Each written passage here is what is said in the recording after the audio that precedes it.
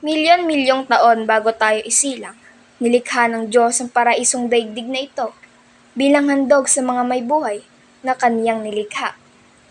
Ang santuaryo na ito ng mga may buhay ay sagana sa kalikasan at normal na kinakailangan. Pag-ibig na pundasyon ng pagpaparami, ito ang bumubuhay sa ating lahat ng mga may buhay. Saganang sagradong luntian. Dito tayo nagpaparami at naninirahan sa pamamagitan ng kapaligiran. Kung ano ang ating itinanim, yun din ang ating aanihin.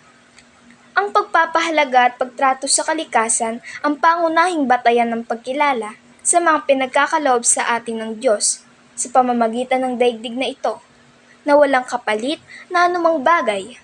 Tanging pagpupuri at paggalang lamang ang kinakailangan. Tanging Diyos ang nakakaalam ng ating yugto at hantungan ng buhay. Kailangan pa bang malagim na iparanas sa atin?